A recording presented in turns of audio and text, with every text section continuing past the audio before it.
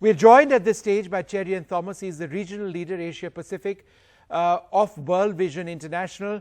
Great to speak to you, and it's just wonderful to be collaborating with you on this project. There's so much to discuss about hunger and children and the pandemic right now, and how it all comes together. Now, there have been troubling reports about child abuse being on the rise at this time. Can you tell us about some of the efforts that you're involved in trying to stop this?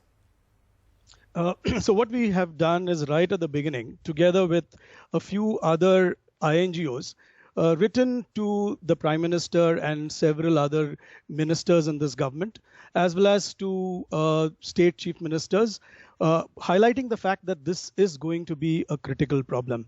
And I think the 1098, that number which is there for Childline, we also had suggested that this could be a helpline which could be used during the COVID crisis.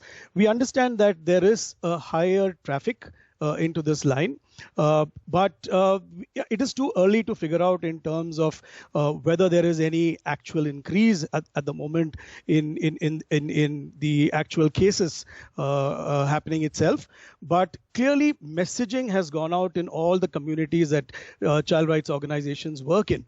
We would prepare our children, we would prepare the communities for situations like this. So one component of our response to the COVID crisis itself has been prevention, and therefore preventive messaging is something that has gone out in all the communities that we work in.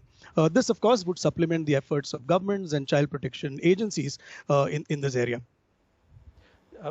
Cherian Thomas, Pranoy here. It's really, really great that you joined us, and I'm just in awe of the kind of work you people do on the ground. In fact, it's so moving. You just heard Lydian and Arav. I mean, this is our future, the talent of our children in India, and it's all being snuffed out by, well, partly the pandemic and partly us not looking after our children and making them last in the line and forgetting about them.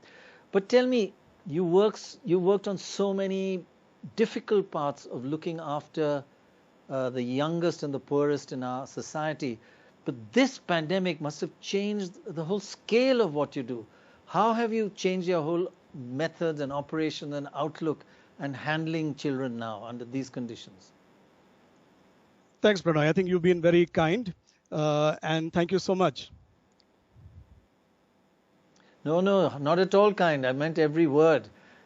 You are just amazing, the work you do, and it gets everybody a little emotional actually talking about it. Yes, thank you so much for that. Yes, there is the element of the heart, which is very much part of the work that we do. And equally, there is the element of the mind. And sometimes this is what we have to bring together. So what is really very different about this crisis, and as World Vision, we have handled so many different crises. We've been working in India right from 1951 onwards. In 58, we set up our office. In 76, we set up World Vision India. So we've been here for close to 70 years in this country. We have seen different kinds of disasters in which we have been involved.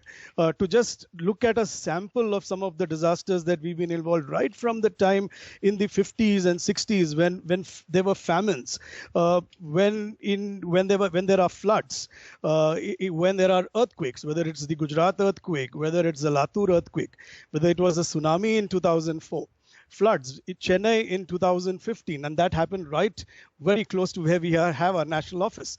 The Kashmir floods in 2014, Uttarakhand in 2013, Kerala floods 2018 and 19. All these, in one sense, are a little different, because they are a little more localized, and there is a limited area of impact. What has happened in this crisis is that the area of impact has suddenly expanded, and it is across the country that we have to act, and there are no safe spaces, there is no safe haven. The second difference is the fact that there is a lockdown and movement is restricted. So our own staff and aid workers themselves have a challenge in being able to move out.